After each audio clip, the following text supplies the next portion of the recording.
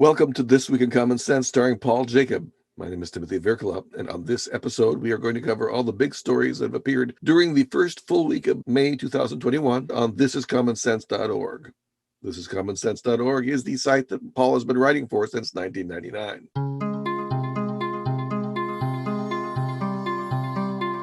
So, Paul, what's the big stories this week? $6 trillion man. I think we showed our age this week. Your love of that title? Yes, and I should mention that you said, do we really want this title? But I just felt like it's just, I was never a watcher of the $6 million man on television when I guess we were in our late teens or early teens? Yeah, somewhere around then. I watched quite a few episodes. It had Farrah Fawcett's husband in it, right? Lee Majors, who is Heath on the Big Valley, is how I always saw him, because that was played in the afternoon when I was a little kid. So anyway, the $6 million man has been replaced with not a $6 billion, but a $6 trillion man, being Mr. President Joe Biden. And, we have consistently, you hear almost anytime anybody mentions anything about the fact that we're spending incredible sums of money that we don't have. We borrow that money so that we can send them. They've borrowed thousands of dollars so they could ship it into my bank account so that I could go on podcasts and complain about the ridiculousness of sending me money. They think that's worth funding. So maybe they should send more, then I'll really go after them.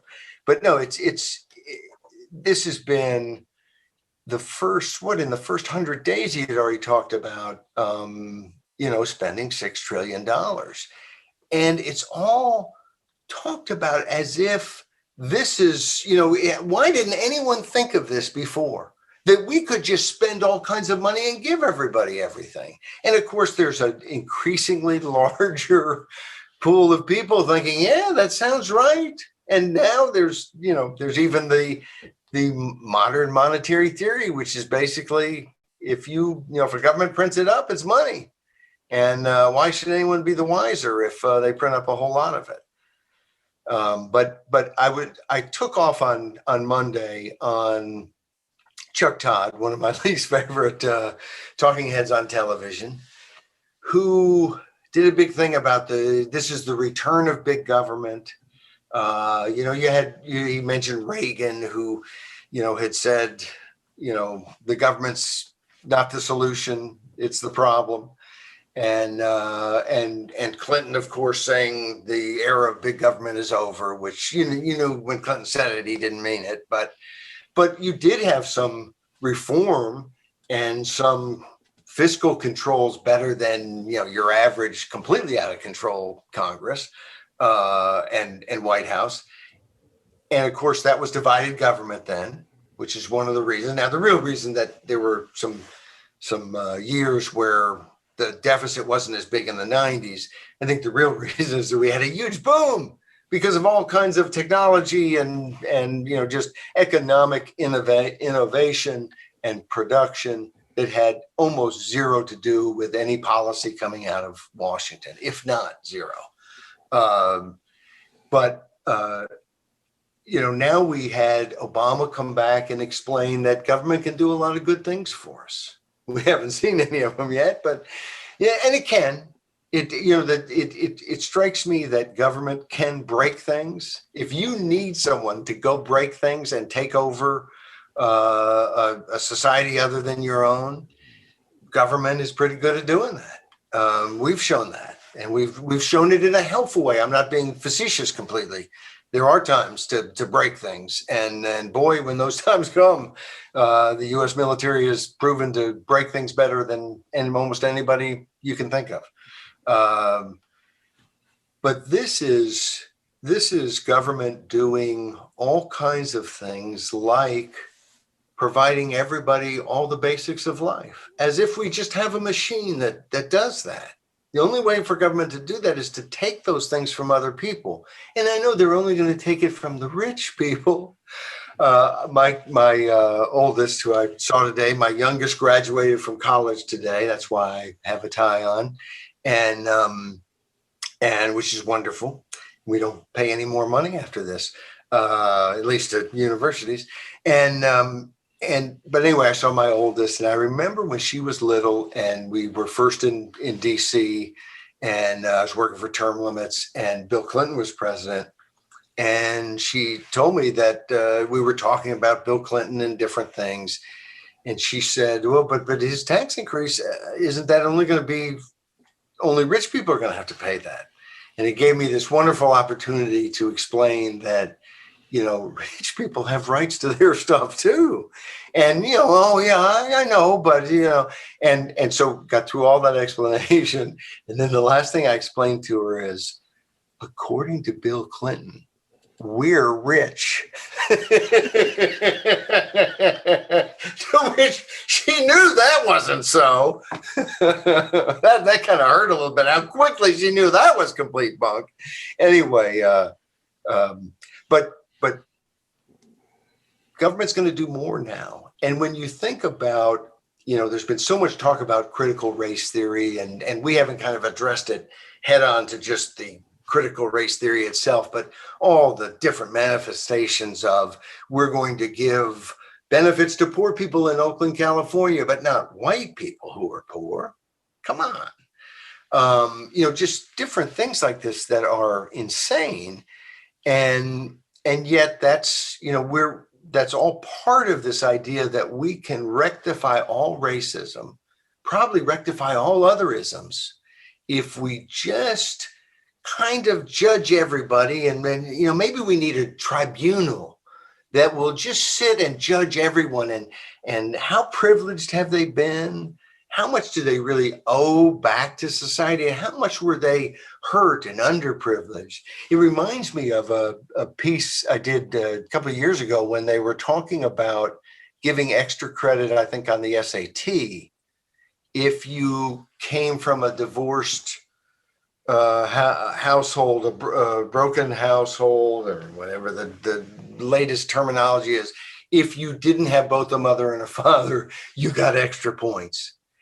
And if you were in a poor neighborhood, maybe you weren't, if your zip code was poor, you got extra points, even if you were wealthy. But if you lived in a zip code that wasn't as wealthy as the next one, where somebody was maybe poor in a wealthier zip code, you got more points.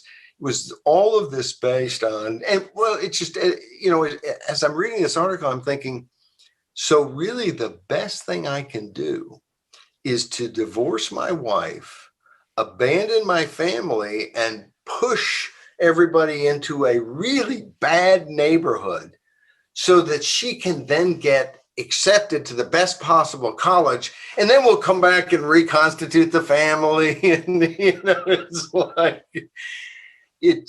incentives are so important, and it just seems like government never figures that out. And I'm going on another tangent now, because the other thing that came out this week that we didn't write about, we're going to cover all the things we didn't write about. There's only a few more on the list. But one of the things that came out this week is the problem finding workers. And I remember about a year ago when numerous people I knew who were working restaurant jobs and jobs that were not high pay, who had this dilemma about, I'm getting $600 a week on top of the state unemployment. I'm getting 600 from the feds. The last thing I want to do is go back to work and make 300 instead of the 600 for working instead of not working. And I can't tell you how many people I heard say that, oh, come on, that has no effect. As if, look, a lot of us like to work, but if someone will pay us more not to, I think that person is going to have a really successful recruitment campaign to get us to stop working for more money. It's just insane. All of this to say that government is not going to be in a position to do, it can't do so many things that we have asked government to do, like educate kids who aren't already coming into the school educated from their houses. Government's having a lot of trouble doing that. And look, it's understandable. These aren't all, government a lot of times is doing things that aren't easy. Policing isn't always easy. Educating kids who are not, don't already have all the skill sets and stuff to be educated. These are not easy things. But if government can't accomplish them, why do we think that government can somehow have this crystal ball to determine everyone's exact need and what needs to be, each according to his need, or well, what is that? Why can't I? It was on the tip of my tongue. What's the Marx? Well, the line is from each according to his ability to each according to his need. Yes. And it's going to be changed in our modern, Marx, even though they're all Marxists, they're going to change it to say each according to their privileged, illegitimate, gains we're going to take. Because once they take, it's always because someone really owed it.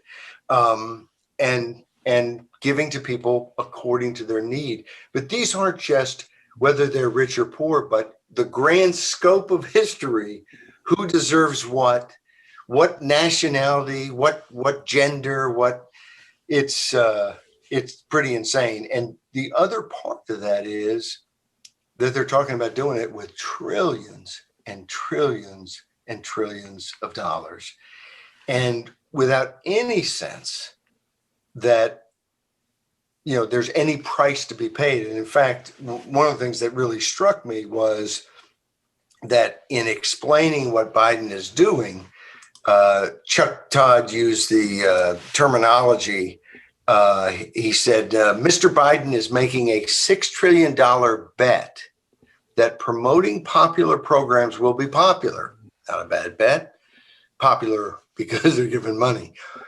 And that he'll be rewarded for getting things done long before the actual bill comes due. And this is, in the private sector, that's a con man. In government, that's Democrats and Republicans. And one of the things we point out in the script, of course, and that Chuck Todd correctly pointed out, about the only thing he correctly pointed out, is that, of course, it's going to be a little easier for Biden to do it because Republicans spent like crazy people with no fiscal discipline whatsoever. And so you've got one party that can't really hold the other party to account because they're complete, rotten, no good, hypocrite, big spending, big government people. And so it's hard for them to go, well, the Democrats are big spending, big government people. Well, they all are, everybody in Washington. And of course, what people also don't, I think, a lot of times think about, because if they thought about it, I think it would occur to them, there is a tremendous advantage to spending more money. Why do people want to talk to a congressman? They want to talk to a congressman because that congressman has a vote on trillions of dollars being spent. And so if we go to Tuesday's piece, Term Limits Trek, where a guy who lost his music industry job in Nashville, Izzy Israel, and hooked up with Jeff Tillman, a buddy of mine, old colleague from U.S. Term Limits, and is walking from Florida to Washington State trying to get more attention for term limits because he looks at it and says, we've got to do something to reconnect government with common sense, with the people. And as long as they're there as careerists, they're going to be with the power in Washington.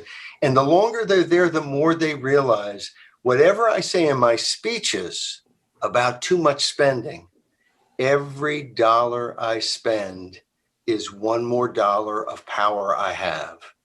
If Washington cut its spending in half, all the members of Congress would be half as powerful. That's not only the way they look at it. I think there's a lot of truth to that. There's a lot of other people who look at it that way, especially the people who they're sending checks to.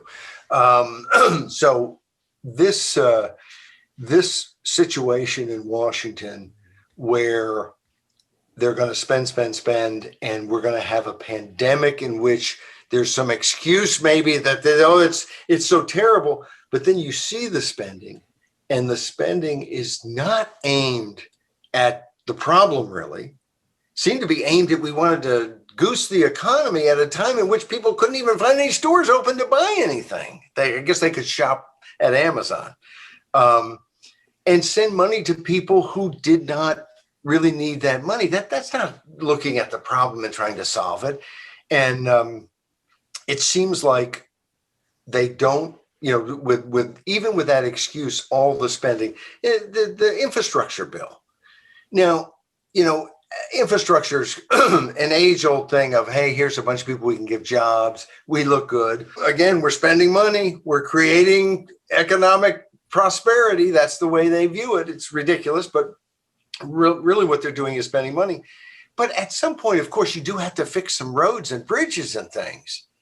That should be a regular type thing. And you might have a downturn in which money's cheaper. Money's been pretty cheap. It was cheaper. Truth, there's more argument to do this in 2009 or 10 when you had a downturn and you could borrow money at a cheaper rate. I think we're going to start to see, it's basically at certain levels free to borrow money. But I think we're going to see that start to change. But there's some argument to do infrastructure spending. So the argument would be we need it. And now's a good time vis-a-vis other times because money's cheap to borrow. Isn't the infrastructure spending just mainly roads? Isn't that what they're talking about? Are they talking about something else other than roads? Yes. And in fact, well, because they're talking about, it could be airports, it could be Amtrak. Which loses money every year, right, and spectacularly so. Right. So it's not just the roads. But here's the other thing. It's not just infrastructure. They're estimating, and I haven't heard anybody push back against this, that 30% of the infrastructure spending is infrastructure. Well, then it's not, it's like, it's not, what is the real bill? And again, we're seeing this, we saw it with we've got to get some relief to people. They were saying that in November after the election, people are desperate for relief. It didn't come for months. And then most of it wasn't relief for people. It was all kinds of other things. It's a mess. And the reason I connect it with term limits, and there's more that needs to be done than just term limits. We have to have a representative form of government. And since the people sitting in Congress don't represent us, we don't have it. That's a big, big problem. Term limits gets at it, smaller districts, which we talked about numerous times. We need districts in which you know your congressman, or you might know them. Districts, I'm talking about districts that are 50,000 people, not 750,000 people. That's a lot bigger Congress, but it means that when big money comes to smear somebody or to put their guy in or whatever, and it's not, they don't wear a hat that says big money and so on, but it means you watch who would oppose. Big business would oppose, big labor would oppose, everybody with a stake right now in power would oppose it.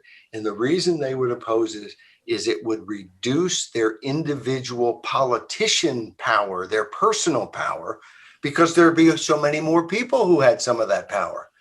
But more than anything, it would stop the special interest because they can't get in the way. In my district, I've never met the congressman in my district. If somebody runs an ad against him or runs an ad about somebody else, you don't know these people. Where's the fact checker?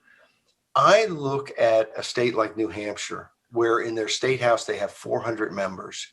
The average district is 3,000 people. You going to run a big, nasty ad campaign against somebody in a district of 3,000 people? I don't think so, because they know each other. You can't get away with saying a bunch of ridiculous hogwash. So That's a fundamentally different way to go at it. We have to do all of those things. We got to make big reforms, and we have to make them at the state and local level where it impacts Washington because they see that the ground is moving from under their feet. But we also need it in Washington, and we need to start pushing it because all this talk, this HR 1, Senate 1, this bill where the Democrats want to play with the electoral system, which they're accusing the Republicans of wanting to play with in the states. And I guarantee you this, the Democrats are not going to propose any reforms that will help the Republicans. And the Republicans are not going to propose any reforms that will help the Democrats.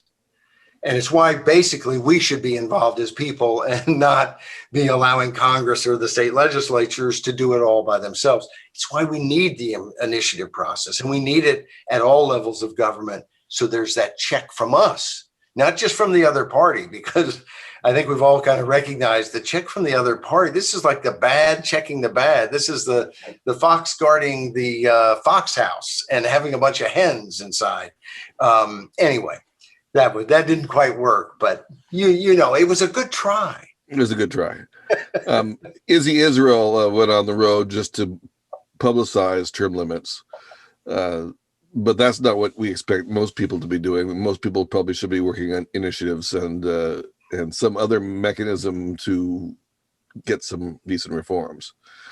People can lobby their state houses too for things like you mention this week somewhere about constitutional conventions?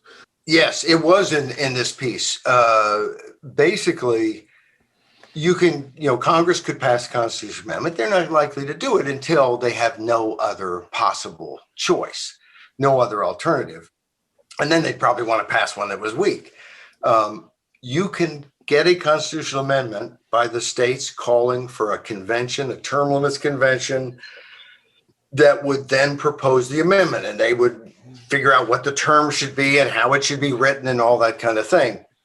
U.S. term limits, which I'm still on the board of, worked for many years.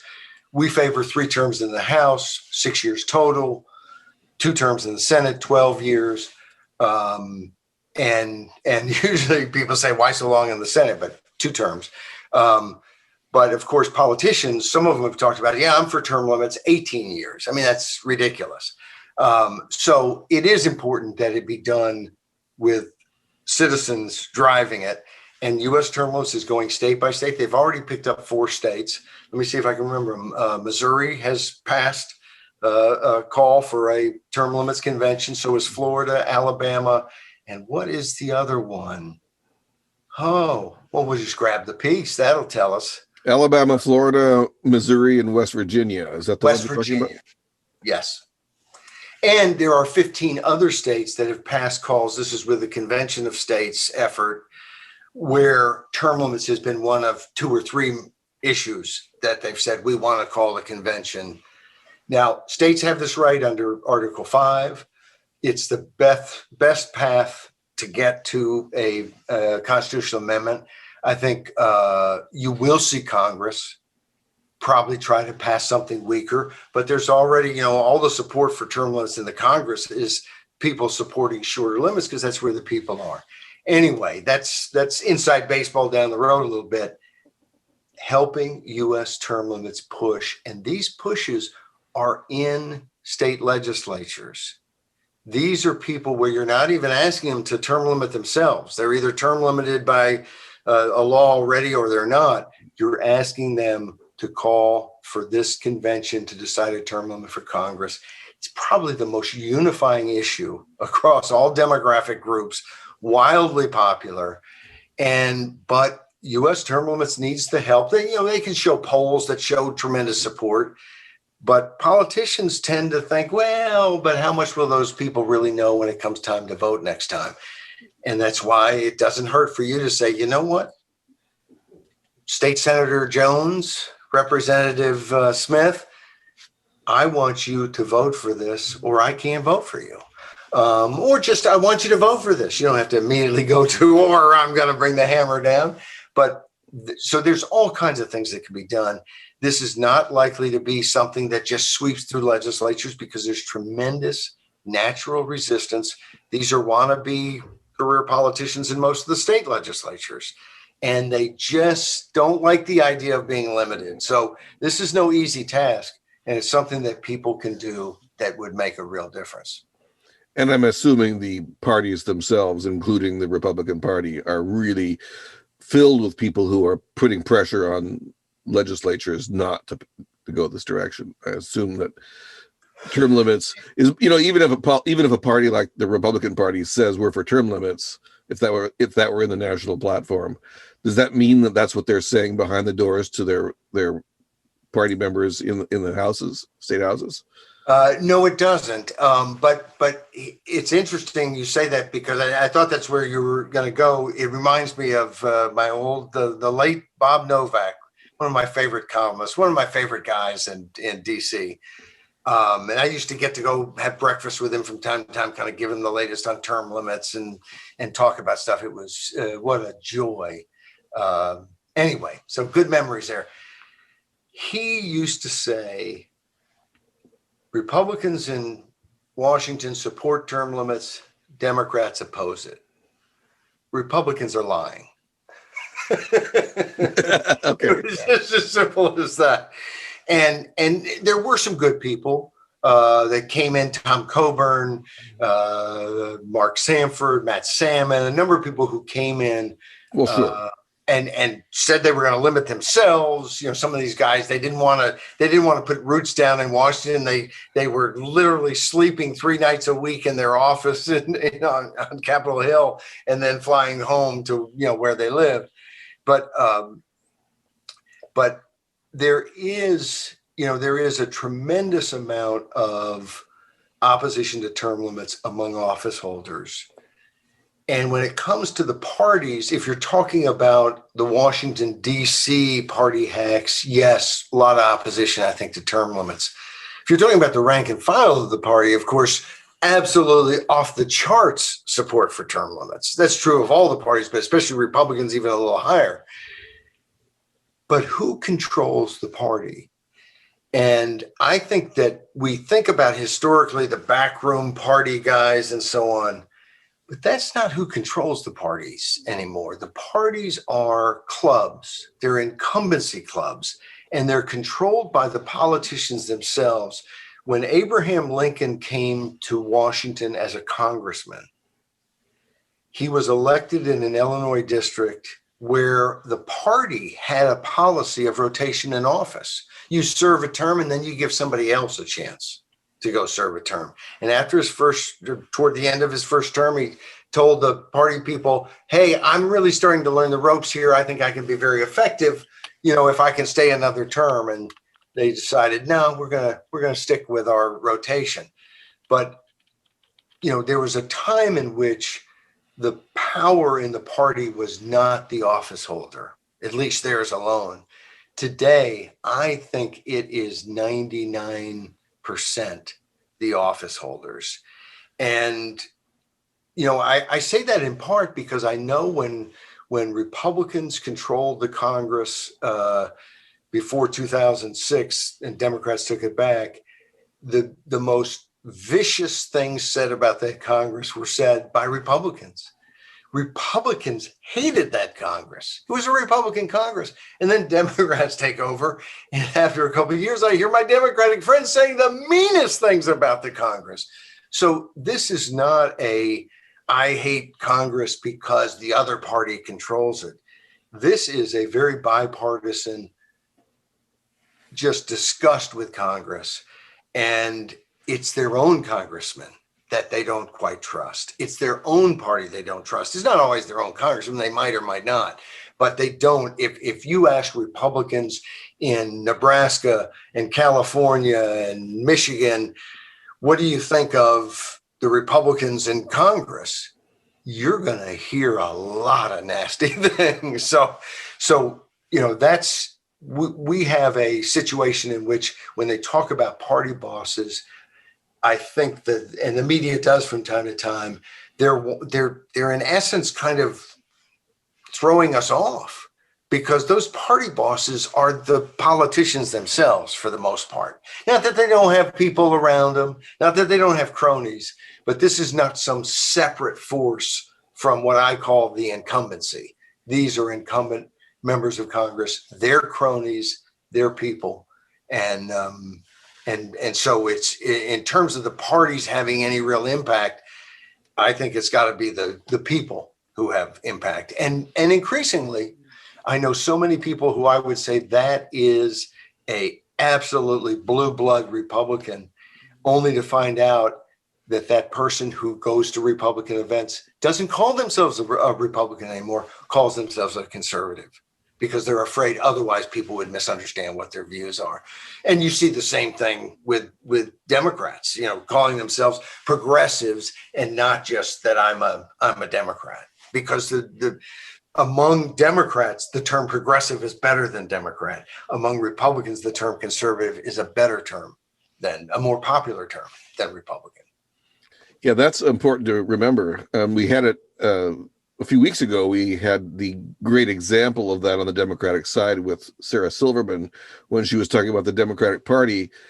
And then she made her case entirely in terms of we're the progressive party. I think she even said something like it's in the name, and it wasn't in the name. It's not. She completely blanked out that she's talking about Democrats when she only is interested in progressives. And that's very similar, I think, to, as you were saying, to many Republicans, since they're only conservatives and they're just stuck with the Republicans. You said something about Lincoln, and I'd forgotten this completely, and I think it's worth calling attention to, is that Lincoln had only one term as a representative in the House of Representatives. Yes. 1847, 1849, I think it was. And that's, I'd forgotten that completely. I just assumed he was a two-term representative. The rotation in an average year was right around half of the Congress for the 1800s, for the 19th century. And it really wasn't until, we became a much more industrialized country and playing in a world, foreign policy sphere and so on, that you saw, and really post-World War II, that you saw the sort of 90-something% reelection rate, again, 90-something% again. And in the old days, I think there was less incumbency, so the reelection rate was less. But the big difference was the voluntary quit rate, the rate at which people said, okay, I've done my part. I'm not going to Washington for 20 or 30 or 40 years. I've got other things to do. And so the attitude was different. The attitude about how long you should stay was different, and the desire was different. And I think part of that is we have made serving in public office a heck of a good job.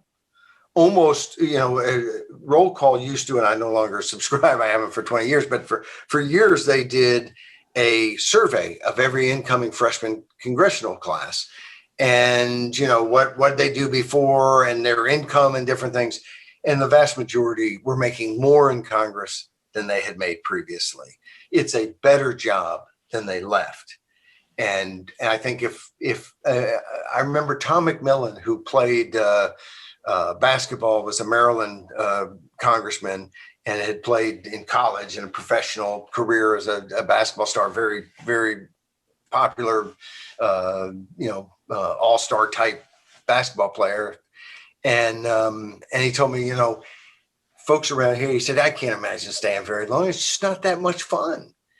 And he said, but most of the people here, this is the best job they've ever had. It's been it's the job where they've gotten the most pats on the back, and everybody wants to hear. And he said, coming from professional sports, it's like, okay, so people might want to interview you now. Well, professional sports, most of the time, they're not trying to cut your legs out from under you. He just made the point that being in Congress was not a better job than that. And that he didn't need the job either, because he had had a career where he was financially secure and so on. And there are a lot of, I mean, the stories I've heard of congressmen talking about how important it is for them to win their second reelection so that they'll serve at least 6 years, because after 5 years, they're vested in the congressional pension, which is a nice pension. And now some of them had their own congressional pension. Now they have the federal pension, but it's a great pension. And of course they're at a high salary level. So it's a wonderful retirement system. And it just seems to me, does that serve us? Do we get a better congressman because we're giving them those benefits? I don't think so. I think we'd get good people anyway, and maybe better if they were the type of people who weren't so interested in the retirement benefits. And I think we'd be better off to have congressmen who didn't have the federal pension, where their thoughts are with the federal workforce, and instead were in Social Security, or their thoughts were more in the rest of us and what our retirement system is. Because, if you work for the federal government, you're employed by someone who has, if not the best retirement, awfully close to the best retirement system anywhere. So it's these types of things matter. And I used to kind of think, when people would say something about pay raise and so on, the manner they did it was usually dishonest and obnoxious. But I always thought, why begrudge them the pay? That it was somehow envious or something. But the more I've seen legislatures work and Congress work, the more we cannot make it a lucrative profession, or we're going to get a bunch of sharks who want to have a lucrative profession in politics. I think we want to make it something that someone sees it as giving back. And when I say giving back, I mean taking out of your pocket and giving back. Yeah, I think one of the bigger mistakes that was made by the founding convention in Philadelphia was to reject the idea that the states would pay for the delegations to the U.S. Congress. That was considered, and they gave an argument, and it was about equality. And frankly, the argument seems so absurd to me, I can't even repeat it. It's just, it won't stick in my head. I think it's pretty obvious that it would have been much better had the several states supported their own delegations, and that would be voted by the state legislatures and signed by their governor, and it was nobody else's business. I suspect the reason they didn't want to do that is that they feared that if you had people who voted a different way, in other words, that the states would have more control than the feds wanted them to have over their federal representatives. And I wouldn't mind the states having more control at all if that control was properly in the hands of the people, as opposed to the state legislatures. But ultimately, at some point, we have to be able to throw people out who aren't good and put in good people and be aware of what's going on and set rules and so on. I mean, all these problems, there's no other solution than us. So, and it's a lot of times people talk, well, it's our fault. We elected these people. We did, all this different thing. It's the people's fault. I don't buy that. I don't think it's our fault that people lie to us and then get in office and steal from us. But I do think there's no use complaining to other people to get them to fix it, because no one's going to fix it but us. So, yeah, little subtle difference there. Right. There are times that I blame the people, but I'm not sure I'm consistent on the regard. When the people go on with nonsense for year after year after year, I think, man, it's your fault. Well, and of course, anytime you're talking about, 3 people or 330 million, you probably have some you can blame and some you can't. Well, certainly, I don't blame myself for anything the government does, because I don't support almost anything the government does. So I'm exempt, but I'm talking about other people. Now I do blame myself. I made 3 mistakes last decade, and I have to kind of hold myself accountable for that. Of course, one of them was I thought I made a mistake and I hadn't. So, but I mean, it still counts as a mistake. I'm not sure we're talking about votes here anymore, but that's okay. Speaking of 3 mistakes, we've covered 2 pieces from this week ago, and there's 3 pieces left to go. That's right. So our third mistake this week, I don't know, our third commentary. Let's talk about body cams versus phone cam, because then we get to the last 2, which are social media. Yeah, right. We had an incident, not this week, but last week, actually, that people I'm sure have heard about. And we covered it with a little different angle, a little different perspective.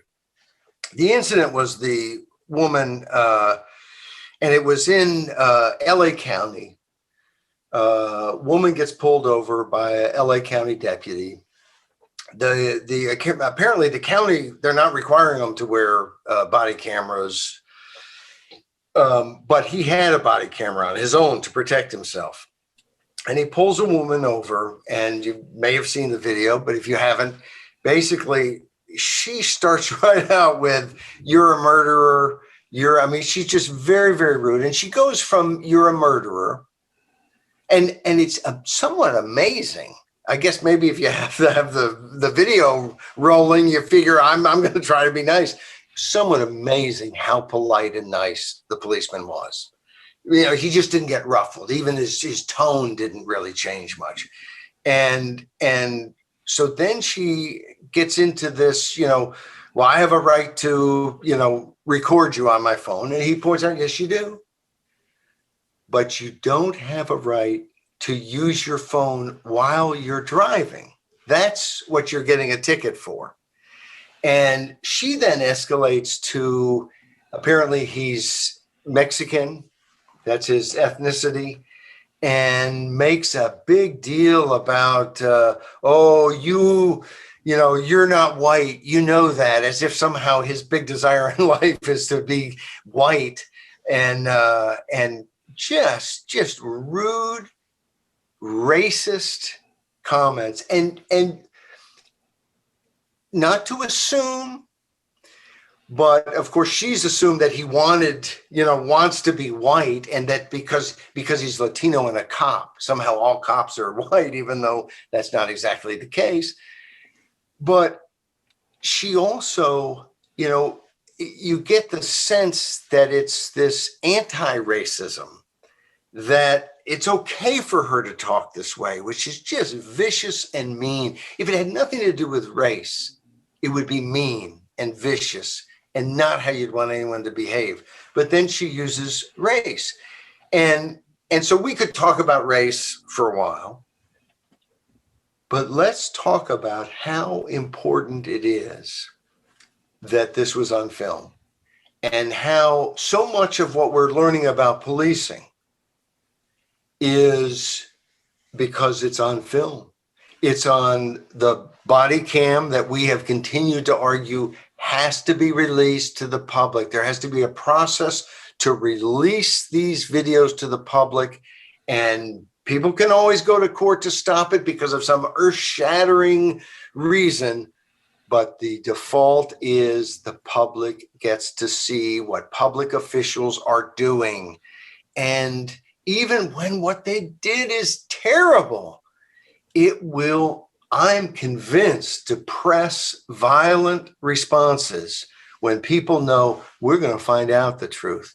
And when we find out the truth again and again, there's going to be more accountability. And the more accountability, the less it's going to happen. And the less people are going to feel like I have to do something I wouldn't necessarily do to change things. So these body cams are so important, but that's not the end of the story. All of us have, not all of us, somewhere there's somebody who doesn't have a phone going, what's everybody talking about?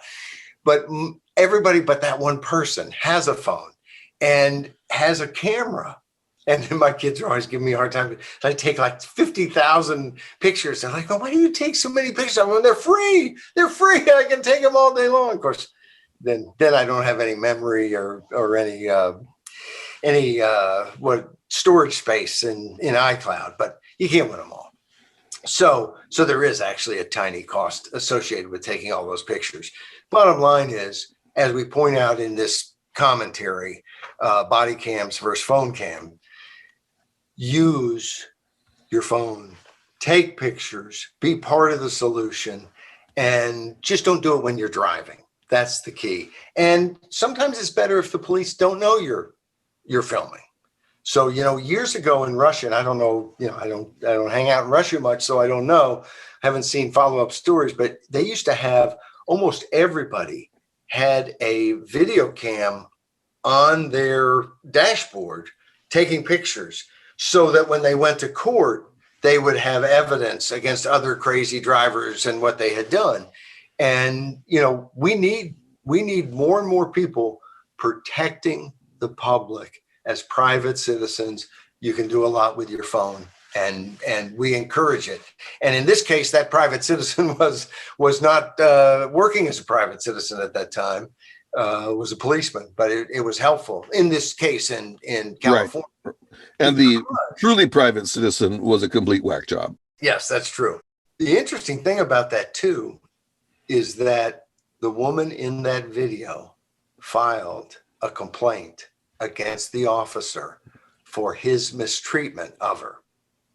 And so it just, again, the more information doesn't mean that if a policeman has a bunch of complaints that, they were all made up. But just like with anything else, we have to verify. The fact that someone made a complaint doesn't mean that the person they complained about is guilty. And here is a case in which obviously, and this woman had made many complaints in the past. You kind of wonder if any of those were accurate. But in this case, it was complete hogwash. Okay. The two pieces that remain are both about the internet, in a sense. They're both about social media, actually. Yes. Reddit redacts the internet was the one we did first. I guess we did that on Tuesday. And I think it's an important case, important thing for just people to know about. This is Judicial Watch. They do a lot of good work. They're seen as much more conservative Republican, but I remember Larry Klayman leading Judicial Watch, and now it's Tom Fitton, who I know, and they have been more than willing to go after Republican administrations and Republican office holders when they see wrongdoing and demand accountability. And I wouldn't be surprised if they're more apt to see the Democratic target and go after them, but they've been certainly have gone after people on both sides of the aisle. And here what they did was to go after an effort in California where the government of California was getting these reports from a Biden vendor, a vendor with the Biden campaign, alleging all this bad behavior on the part of different people posting on Twitter and Facebook and so on. What you wrote here is, in at least a couple dozen cases, social media companies complied with government requests to delete posts containing misinformation, the new code word for stuff that I don't want people to see or discuss. The issue is the state of California getting reports about people posting stuff online that was not accurate or was misleading, and going to social media companies, Facebook, Twitter, and saying this is misinformation and should be taken down. And then those social media outfits taking down some of those posts, most of those posts, and dozens of cases that Judicial Watch found. That is censorship. That is government putting its thumb on the scale. And of course, oftentimes we will use the term censorship when Facebook comes in and blocks something. They've censored it. And of course, technically, censor means someone who is involved in government. So you could argue, well, you shouldn't say censor. They blocked it. They did this or that, but it's not censor. In this case, when it is coming from the government asking them to remove these posts, it is censorship. It may be private people exercising this censorship, but it's a heck of a problem. And of course, as we point out and have pointed out repeatedly, it's not as if, even if all of this happened without government ever communicating in specific instances, Congress is pulling these people before Congress on a regular basis and talking about changing the laws about how they can conduct their business if they can't control different speech on their platforms. Well, that's not the government's role. And when those entities, whether it be Facebook or Twitter or anybody else, go out and censor or block certain speech, well, is that not because they were threatened, intimidated, certainly made to consider what harm could befall them from government officials if they didn't censor speech?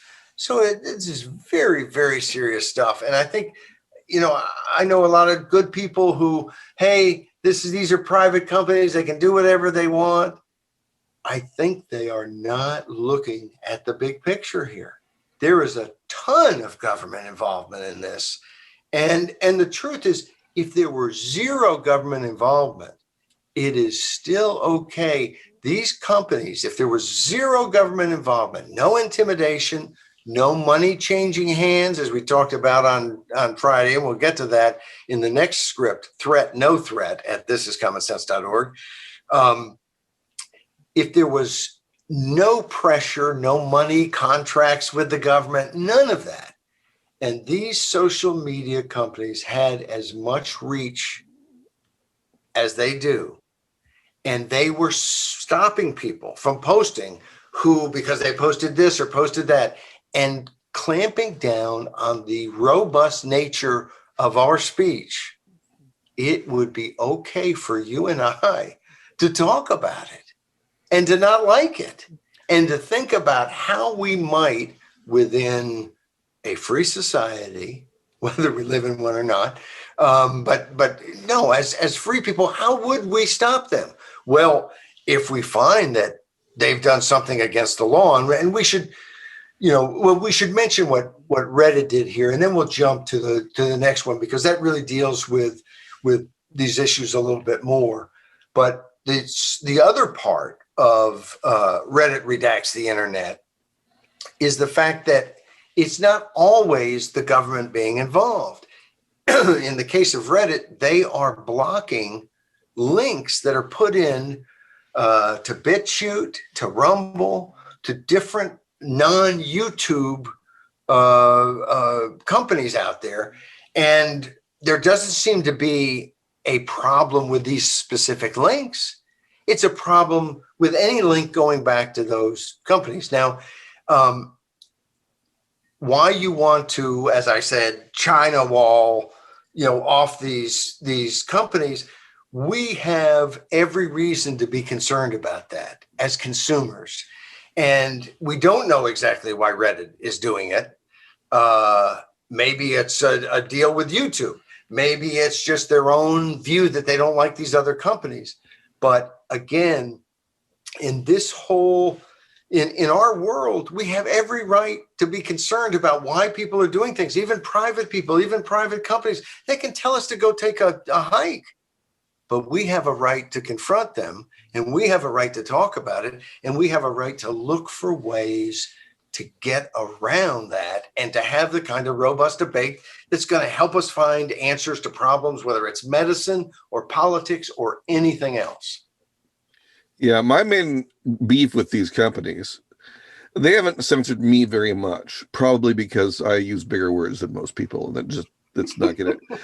That's my theory, is the big word theory. And I reference Socrates as much as I reference anything else in the world, or I sort of have a different presence. But I'm very nasty sometimes on Facebook. I'm very nasty right now to Democrats. Ever since Hillary was nominated, I've been excoriating Democrats for giving up on everything that they good about what their party was, because I consider Hillary Clinton and Joe Biden to be just the nadir of politics. just the worst people on the planet almost. And so I make that very clear. But I have not been taken down by Facebook and so forth. Lots of my other friends have, usually for gross things and for jokes.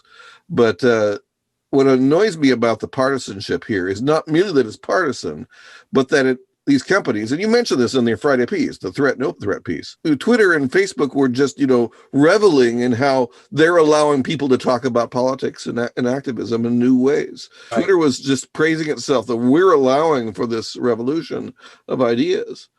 Well, then the revolution happened in America, and it didn't happen in favor of their party. So they were easily moved by politicians who were all Democrats. The Democrats were mainly the ones arguing that they should crack down on speech, right? There was so much hope, I think, about the communication ability and and kind of a naivety about how powerful governments could clamp down on it. I mean, in the last year, what was it, in Kashmir, I think in India, the internet was down for like 2 months, 3 months or something. We have, or I should say, powerful governments have the ability to clamp down on our communication in ways they haven't in the past, in the recent past.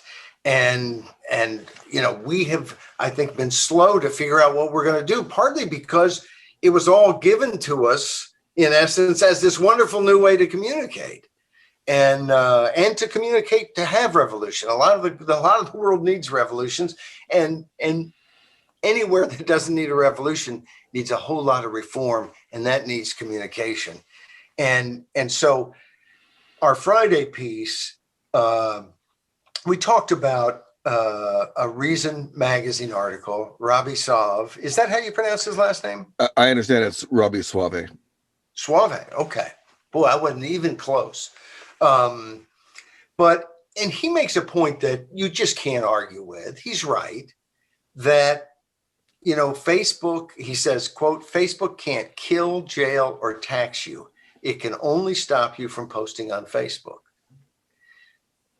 But posting on Facebook is important. It's a way that people can communicate with their neighbor and protect themselves from governments that can kill, jail, and tax you. It seems to me that never, when people are saying this, there's no realization for where these businesses are in terms of what we talked about before with the intimidation from politicians, from legal control, whether the Section 230 or whatever it is gets changed this way or that way, that's a threat. And it means that they have every reason to want to act in a way that their threateners won't follow through. And the truth is they've been threatened from both the right and the left on that. But I kind of say, look, what are you doing? I mean, part of why they have that one part in the law is because they're supposed to have these platforms that they're not controlling the content of. Well, they obviously are controlling the content of if they're blocking people's content. So it doesn't seem to fit with the way that law works. And I don't claim to be an expert on all the ins and outs of communication law. Somehow I think that the First Amendment could just cover all of our communications law. But anyway, but they also, there's never any mention of the fact that Facebook, Google, these companies are doing billions of dollars worth of business with the federal government. And if you had some major player in a political thing, it's not so unusual that you point out, well, here's where their bread is buttered. Here's where they get money. Of course, as I've gotten older, I realize in the media, like any initiative I'm going to have anything to do with, it's going to be who funds this. But so often when the left does initiatives, there's no question about funding because the reporters covering it support it. The newspapers support it. And the level of when people talk about systemic racism, you could talk about systemic progressivism in media in the sense that they don't seem to recognize that it's not exactly a fair media situation in which ballot measures you don't like, you go into their funding and try to look for anything bad you can find, but ballot measures that you do like, you never mention their funding or where it comes from. This one ballot measure you don't like, oh, they're getting 62% of their funding from out of state, but never any investigation of the one you like that's getting 97% of its funding from out of state. Not that there's anything wrong with getting funding from out of state, because oftentimes I'm involved with groups who are national funding our efforts in different states. It's the fact that it's all going one way. And it's interesting because you would think they're into this. Well, who really controls things? But they don't tend to be unless it fits their narrative. And what I'm pointing out here is, why is there never any mention of the billions of dollars of business that these companies are doing with the government? And again, maybe there's nothing that can be done about it. Maybe that's their right to do business and everything. But we as customers ought to know it. And since our media is not telling us enough about it, at Common Sense, we're going to be talking about it. And we're going to be looking for ways to get more competition in social media. I mean, that's something we've talked about a lot, and it's tough. I know, because I've done some different things at MeWe, and that I signed up for Parler. I never really did anything. I mean, I'm a busy guy. There's only so much I can do, and we don't want to abandon all the communications devices that are going on that are determining, people's opinions and political happenings, because that's unilateral disarmament in a sense. But we have to find ways to get our message out and to combat these powerful forces, private forces that are connected up with government in all kinds of different ways, but whether they are or not, are a negative force on our society. And we have every right to talk about it, to keep raising it, to keep educating people that, Facebook is not just, doing their thing in terms of what you see when you go on Facebook. They have all kinds of other things they do. Google is not just a search engine. It's doing all kinds of business with the federal government and with parts of the federal government like the CIA and the NSA and the FBI. And so these companies, I just think, are a lot more dangerous than a lot of libertarians, because I think a lot of times, and even when it's not libertarians saying it, they're saying it from that libertarian perspective that, hey, even if we don't like what they're doing, they have every right to do it. Agreed. They have every right to do it. Let's find out exactly what they're doing. And if they're doing it with our tax dollars, let's stop them. And if they're doing it with their own money, let's find a way to compete and diminish their control of the marketplace, because they are a hindrance to knowledge and information. And that can't stand. We need this information. Free speech isn't just, oh, we like that. That's a nice, it's kind of a nice right to have. Every once in a while, I might want to say something. Free speech is essential to holding government accountable. It's essential to economic progress, progress in science and medicine and everything else. And so we're going to continue to talk about these things and push back, not just against folks on the left or folks on the right when they think that somehow their control of speech ought to be okay, but even against libertarians who are kind of having this laissez-faire attitude, as if we as consumers don't have a right to push back, and as if there isn't anything fishy here that we as citizens ought to be asking more questions about. Well, I agree with that. I do think there might be something fishy about organizations, just as private organizations, that get us on board on one pretext and then change the pretext. I got heavily into Facebook because Facebook seemed to be very free speech oriented, and I can say anything I want there. And now I find out it's not. So I feel betrayed. Defrauded. Really, that's actually my main complaint about Twitter, really, especially is just betrayal. And which is one reason I spend more time on Gab and Float than I do on Facebook these days. They've sown the seeds of their own demise, I think. I hope. But you're right, and that's another thing that there is a fraudulent aspect of this to encourage people and seem to have this, oh, well, we have certain policies, and then it turns out that they don't seem to follow any of their own policies. Right. Well, when you are involved in a business like they are involved in, and you are telling people you have certain policies, and your words cause them to give you all kinds of information, put photos and other information that you can then mine and sell. And then it turns out that, oh no, you're not following your policies. That is fraud. And well, they made a mistake. Well, they made a mistake. They're making billions of dollars. And so you don't get to go around and defraud people. And maybe we need a class action lawsuit against Facebook. I'm surprised that there hasn't been one. Maybe there has been one. Well, I believe we've covered this before. Maybe I'm wrong. Maybe I just written about it on my blog. But I believe the terms of service of most of these organizations preclude class action lawsuits, and that's actually received pushback by a judge overruling that term in one California case, or Owen Benjamin's case. I remember you telling me about. I don't know. I don't think we've done anything on it.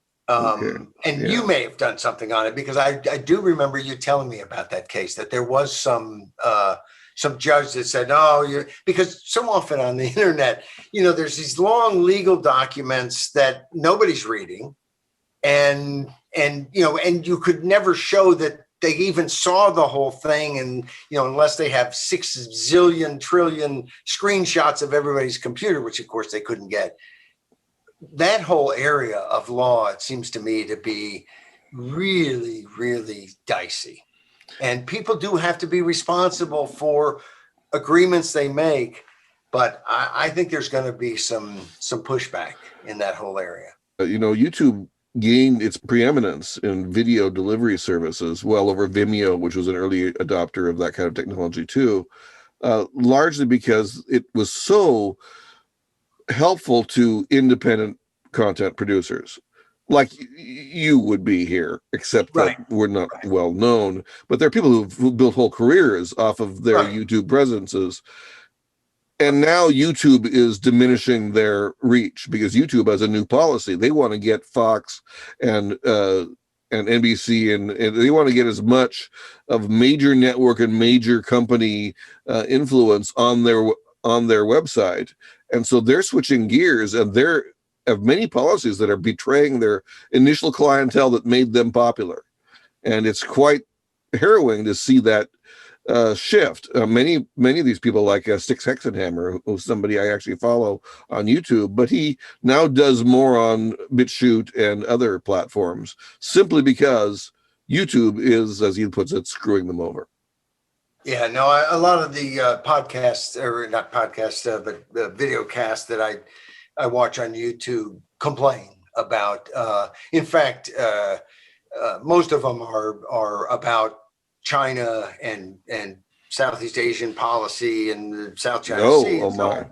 And boy, a couple of them talk about any time we say anything about millions of Uyghurs in concentration camps, all of a sudden we have our video demonetized, and there's a lot of different things going on there. And it does seem, for the head of YouTube, I think this is maybe the stupidest thing I've ever heard anybody say.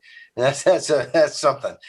The CEO of YouTube saying that they were going to take anything down that disagreed with the World Health Organization guidelines or whatever. I mean, it's just insane. And when you think about that, how do big terrible, horrible things happen, it's when there's nobody to push back against the folks on high. And I mean, it would be insane to suggest that anybody who said anything that disagreed with the CDC should be taken down. But the World Health Organization, that's a whole nother, oh man. Yeah, no, I'm very interested in dissident scientists to the COVID business, because after being lied to for a year, I just don't really believe anything the CDC tells me. I have to double check it and see what makes sense. And I don't trust any of the vaccines. I really like the fact that there was at least Geert van den Bosch, who was this controversial Dutch virologist. He was on the Dark Horse podcast this last week, I think it was, which is on YouTube. And it was really great to see that, because I don't know how long that's going to be up. Because that's the kind of thing they don't want anyone to talk about. Is Geert van den Bosch believes that the last thing you want to do in a contagion like this is inoculate people with something that diminishes their symptoms. He thinks it's really bad. He thinks it's going to be immune escape and make super viruses. So I'm very interested in that position, because it was one of my fears going in. I don't know if it's true. I don't believe anything about this, but I'm very curious about it. And it's still available on YouTube, but I don't think that will be available for long if things go the way they seem to be going. Yep. I think about the election and the New York Post story. I mean, it's to think that a major event like that turns out to be verified was just poo-pooed by major media operation after operation, including the government media, National Public Radio. And we'll see this more and more. You become a society in which people are used to being told lies. They know there's not going to be an open disagreement. And it creates a situation in which people do not know what to believe. And they start looking for something that makes more sense than the lies they're being told. And so it's creating an environment in which conspiracy theories thrive. Because in essence, I think it helps. It helps if people run off in a zillion different directions because they don't have any real basis to believe they know anything about it. It changes the way things are debated. And it also, I think, allows for a lot of, everything's debunked. Before, we were told there was nothing to the Biden stuff in Ukraine before anybody had investigated anything. And of course, you can't prove a negative. You can't go, oh, well, we know nothing happened because we did an investigation. You can only say we didn't find anything. So, but the whole way that story was treated would be the way you would expect it to be treated if the media companies were part of the Democratic Party.